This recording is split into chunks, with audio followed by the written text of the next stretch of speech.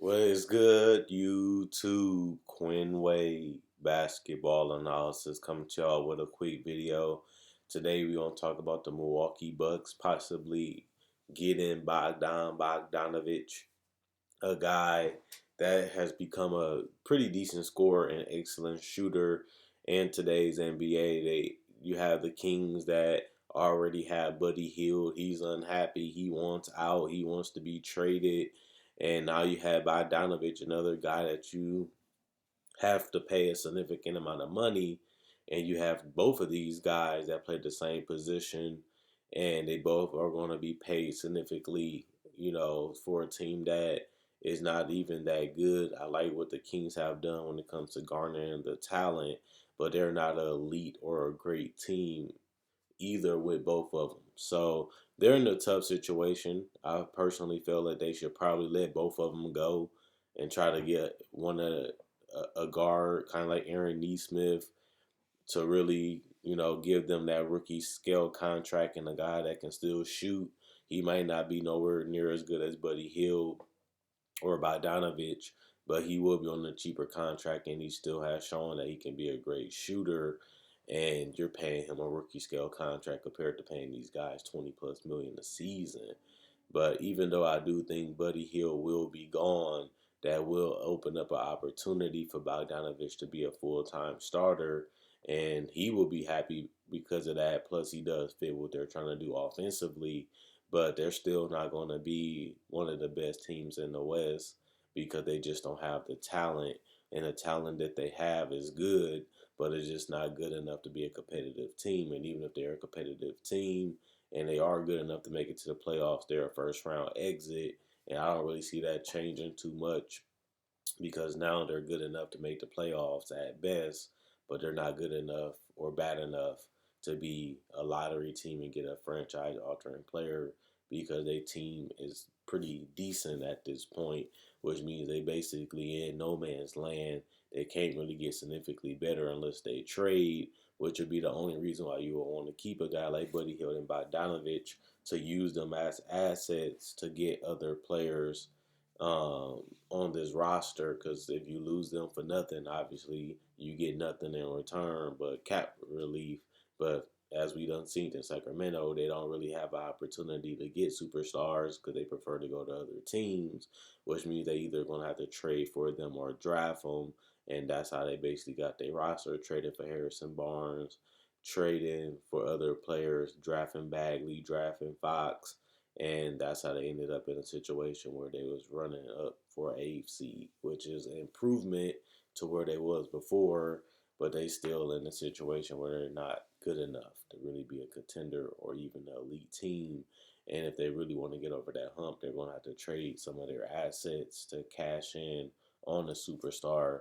Now that they lost Boogie Cousins, they have no top 10, top 15 player at all on this current roster, which means it's going to be pretty hard to win at a significant high level when you have all role players basically on your roster. But the Bucks are in a situation where they're trying to give Giannis a supermax, and they're trying to show Giannis and prove to Giannis that he needs to stay here because we need you and you can help us win.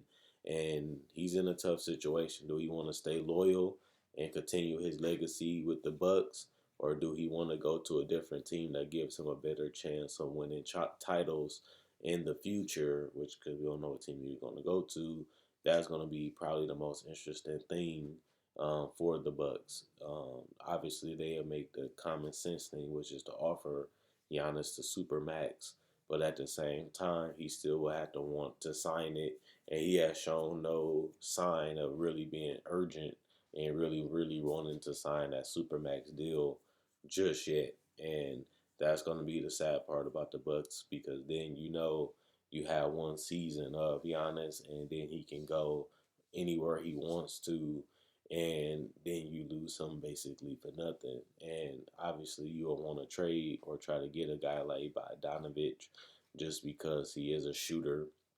Wesley Matthews and these other guys been playing that role, but they're not as good of a scorer all around like Bogdanovich. And even though he does have more height also than those players, he is a guy that can really hit big shots too, and that's something that you will need alongside Middleton and Giannis is the length, the mobility, but also the shot making will make them go to another level, and the 3-point shooting will take them to another level. And the question would then be, will this be the best team in the NBA? Will this team then be the best team in the East? And they have done that the last 2 years without Bogdanovic, and they still came up short when it mattered most in the playoffs. And even though Bogdanovic will fix a lot of their problems, it will depend on what they will have to give up to acquire him.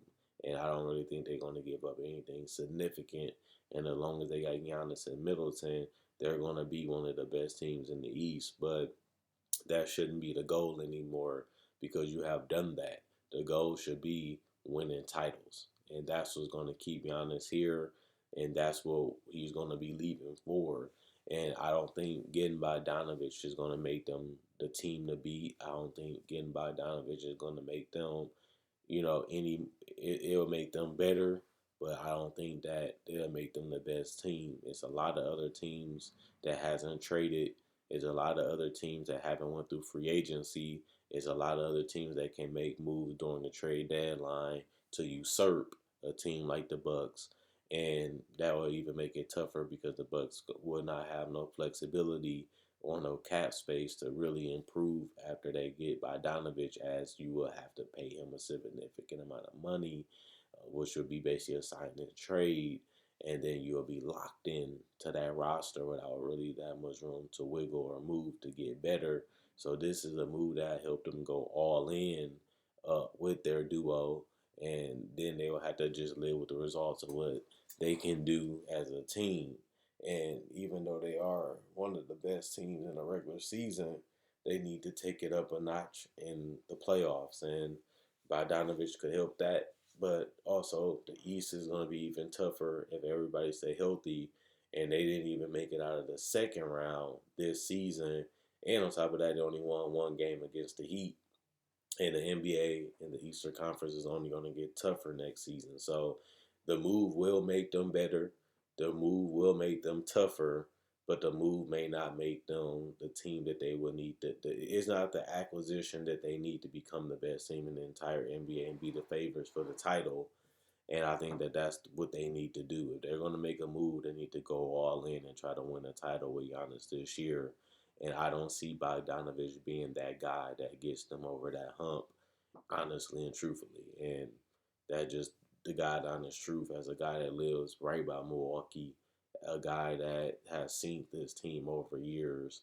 If Giannis don't come back significantly improve, especially as an outside scorer, and Middleton doesn't continue to improve to a significant mark like he did the last couple seasons, Bogdanovich will not be that guy that gets them over the hump. They will need somebody else.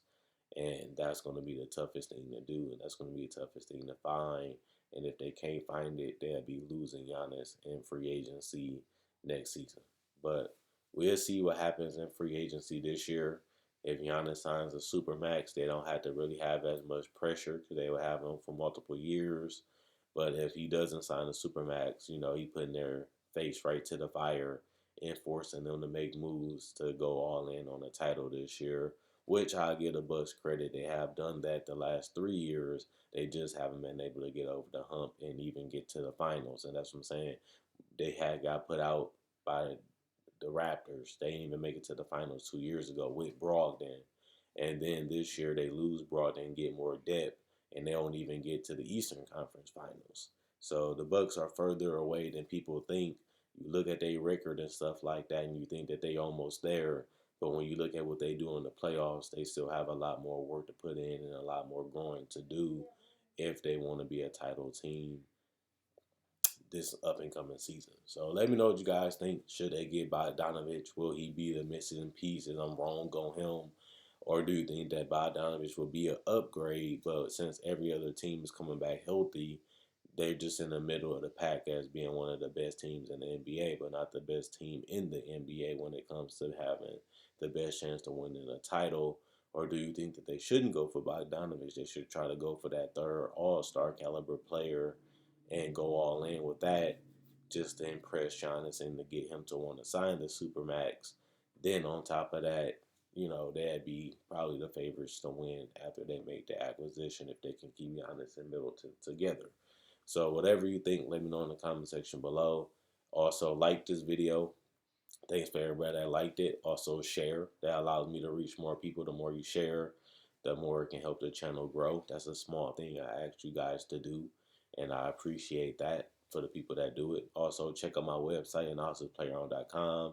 Link will be in the description comment section below. Check out my Facebook page, analysisplayground.com. Link will be in the description comment section below. Thank you for everybody that liked on Facebook already. Can you please like on Facebook if you haven't already? I would enjoy and like that. Also, at the end of the day, check out my spread shirt. There you can buy merchandise of all types on that site. You can also buy merchandise from me on Facebook, analysisplayground.com. That'll be in the description comment section below. You can change the color of the logo. You can change the color of the shirt to wherever you want it to be. You can also buy hats on my Facebook page. You can message me and get the color you want and the logo you want on there to any colors you want them to be, and I can get them shipped out to you. Other than that, hopefully you guys enjoyed the video. Hopefully you guys enjoy the rest of y'all day. Quinn Wade basketball analysis. I'm gone, and I'll be coming to y'all with another video tomorrow. I do upload every day. I have over 2,000 videos, whether it's breakdowns of legends, rookies, regular players, or summer league. I also cover free agency, trade deadline, draft, season previews, top 10 lists, and all type of videos throughout the year, throughout the day. As like I said, I upload every day. You're not gonna find too many you're not gonna find too many people that do that on YouTube, and you should enjoy the people that do. And I'm one of them. Subscribe. I'm gone. Enjoy the rest of your day.